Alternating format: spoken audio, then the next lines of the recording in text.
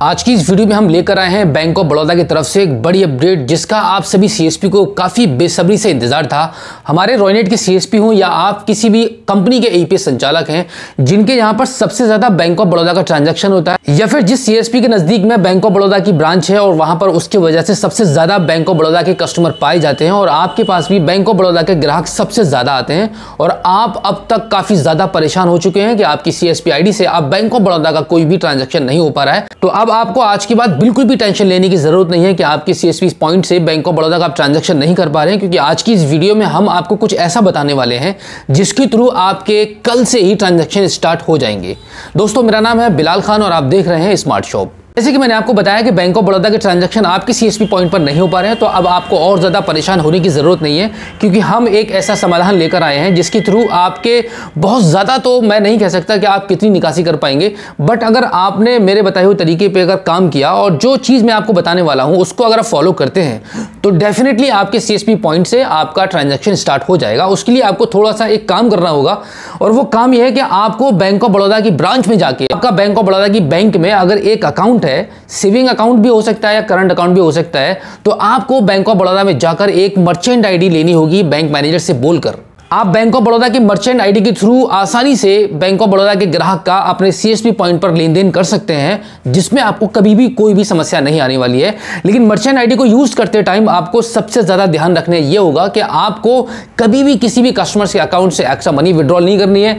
आपको कभी भी ऐसा कस्टमर के साथ नहीं करना है कि कस्टमर मजबूर हो जाए आपके खिलाफ कंप्लेंट करने में। अगर बैंक में जाकर कस्टमर आपके खिलाफ फ्रॉड की कंप्लेंट कर देता है तो आप पर बहुत बड़ी पेनल्टी लगेगी और हो सकता है कि आपको जेल भी जाना पड़े। तो आज की इस वीडियो में हम बात करने वाले हैं कि बीओबी की मर्चेंट आईडी आपको कैसे मिलेगी। अगर ब्रांच मैनेजर आपको मर्चेंट आईडी देने से मना कर देता है तो आपको क्या करना पड़ेगा और कैसे कंप्लेंट करनी है जिससे आपको 2 या 3 दिन के अंदर मर्चेंट आईडी मिल सके।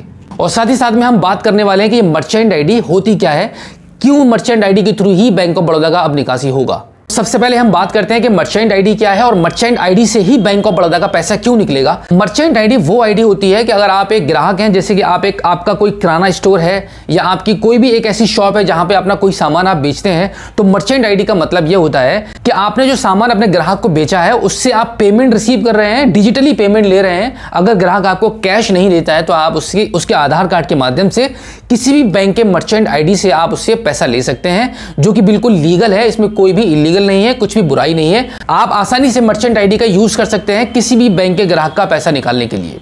लेकिन इसी के साथ में मर्चेंट आईडी की जो खास बात यह है कि इसमें यहां पर कोई भी कमीशन नहीं मिलता है। आप ग्राहक से जो भी पैसा निकालेंगे मर्चेंट आईडी के थ्रू, बैंक आपको कुछ भी कमीशन नहीं देगी। इसके अलावा आप पर चार्ज लगेगा, यानी कि पर ट्रांजैक्शन के हिसाब से हो सकता है 5 रुपए से लेकर 7 रुपए तक आपका ट्रांजैक्शन चार्ज कटेगा इसमें। और अब हम आगे बात करते हैं कि मर्चेंट आईडी आपको कैसे प्राप्त हो पाएगी।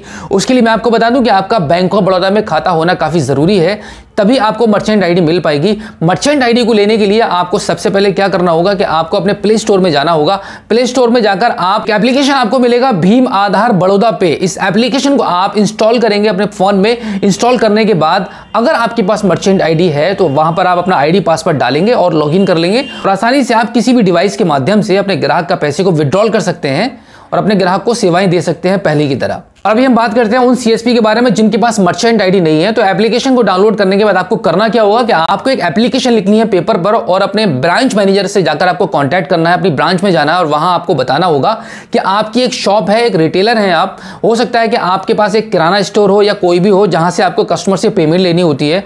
आपको उनको बताना होगा कि आप कस्टमर से डिजिटल पेमेंट लेना भी चाहते हैं, क्योंकि कुछ ग्राहक ऐसे होते हैं जिनके पास कैश नहीं होता है, वो आपको डिजिटल पेमेंट पे करेंगे। तो आधार कार्ड के माध्यम से आप उनसे आसानी से पैसे ले सकते हैं। ऐसा बोल के आपको मैनेजर को बताना होगा जिससे कि आपको मर्चेंट आईडी मिल पाए। लेकिन यहां पर मैं आपको बता दूं कि बैंक ऑफ बड़ौदा एक गवर्नमेंट बैंक है, सरकारी बैंक है, तो हो सकता है कि आपकी बात को एक बार में कोई ना समझे और ना कोई समझ पाए। लेकिन यहां पर मैं आपको बता दूं कि अगर ब्रांच मैनेजर आपकी बात को नहीं सुनता है और अगर आपको मर्चेंट आईडी प्रोवाइड नहीं की जाती है तो आपको एक छोटा सा स्टेप लेना होगा, एक कंप्लेंट करनी होगी बैंक के अगेंस्ट। फिर आपको 2 से लेकर 3 दिन के अंदर मर्चेंट आईडी आपको मिल जाएगी। आपके कंप्लेंट करने पर बैंक मैनेजर खुद आपको कॉल करके बुलाएगा और आपको मर्चेंट आईडी बैंक के थ्रू प्रोवाइड करा दी जाएगी। तो आपको कंप्लेंट कैसे करनी है? कंप्लेंट ऐसे करनी होगी कि आपको एक ट्विटर पर अपना अकाउंट बनाना होगा। अगर आपका ट्विटर पर अकाउंट नहीं है तो आपको जल्दी ही ट्विटर पर अपने आपको रजिस्ट्रेशन करना होगा। जिस तरीके से हम फेसबुक व्हाट्सएप बनाते हैं उसी तरीके से ट्विटर पर आपको अपने आप को रजिस्टर करना होगा। ट्विटर पर रजिस्टर करने के बाद आपको सीधा जाकर बैंक ऑफ बड़ौदा को टैग करना है। आप स्क्रीन पर स्क्रीनशॉट देख पा रहे हैं, बिल्कुल इसी तरीके से आपको बैंक ऑफ बड़ौदा को टैग करना है, @बैंक ऑफ बड़ौदा लिखना है और उसके बाद स्पेस देना है। स्पेस देने के बाद आपको आपका पूरा जो कंप्लेंट है, आपकी जो मसला है आपका, यानी कि जो आप बैंक ऑफ बड़ौदा से उम्मीद करते हैं, वो जो काम कराना चाह रहे हैं वो आपका काम नहीं हो पा रहा है, तो वो सारा का सारा आपको वहां मेंशन करना होगा। फिर बैंक ऑफ बड़ौदा एक्शन लेगा और बैंक मैनेजर तक आपकी बात पहुंचेगी और उसके 2 या 3 दिन के अंदर डेफिनेटली बैंक मैनेजर आपको कॉल करके अपनी ब्रांच में बुलाएगा और आपको मर्चेंट आईडी प्रोवाइड कराई जाएगी।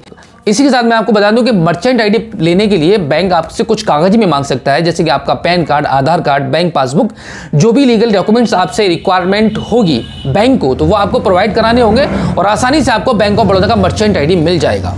लेकिन आपको मर्चेंट आईडी को यूज करते टाइम आपको काफी सावधानी पूर्वक आपको काम करना होगा, क्योंकि यहां पर अगर आपसे थोड़ी सी भी गलती होती है, अगर आपने किसी भी ग्राहक के खाते से कुछ भी ऊंच नीच कर दी, तो आप बख्शे नहीं जाएंगे, आप पर बहुत बड़ी पेनल्टी लगेगी और हो सकता है कि आपको उसके वजह से जेल में भी जाना पड़े। क्योंकि जब भी आप कोई भी फ्रॉड करेंगे मर्चेंट आईडी के थ्रू, क्योंकि पास्ट में बहुत ज्यादा फ्रॉड हुए हैं दोस्तों, लोगों ने फ्रॉड किए हैं, बैंक के पास बहुत ज्यादा कंप्लेंट्स गई हैं, तब जाकर बैंक ने प्राइवेट कंपनी से अपनी सेवा को बंद किया है, एईपीएस को बंद किया है, क्योंकि बैंक अब नहीं चाहता है कि अब उसके खाते से कोई भी छेड़छाड़ कर पाए, आधार कार्ड के माध्यम से कोई भी फ्रॉड करे। मर्चेंट आईडी यूज करते हुए आपको सबसे ज्यादा सावधानी यही बरतनी होगी कि धोखे से भी आपसे किसी भी के अकाउंट से एक्स्ट्रा मनी नहीं निकलनी चाहिए, आप किसी के साथ धोखाधड़ी नहीं करेंगे। अगर कुछ ऐसा करते हैं और कस्टमर ने कंप्लेंट कर दी, तो आपका अकाउंट में जितना भी बैलेंस होगा वो बैंक सारा जब्त कर लेगी, रोक दिया जाएगा, आपका खाता क्लोज हो जाएगा।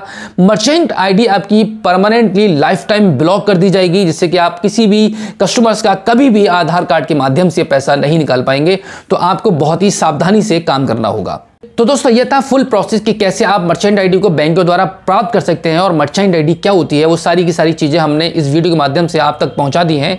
उम्मीद करेंगे ये वीडियो आपको काफी अच्छी लगी होगी। अगर ये वीडियो आपको अच्छी लगी हो तो प्लीज इस वीडियो को लाइक करना बिल्कुल भी मत भूलिएगा और अपने दोस्तों में इसको शेयर जरूर कीजिएगा, क्योंकि आपके एक शेयर करने से हो सकता है कि किसी का काम बन जाए। साथ ही साथ मैं आपसे रिक्वेस्ट करूंगा, अगर आप पहली बार हमारे स्मार्ट शॉप यूट्यूब चैनल पर आए हैं और अभी तक आपने हमारे इस चैनल को सब्सक्राइब नहीं किया है, तो प्लीज एक बार सब्सक्राइब कर लीजिएगा और बेल आइकन को भी प्रेस कीजिएगा।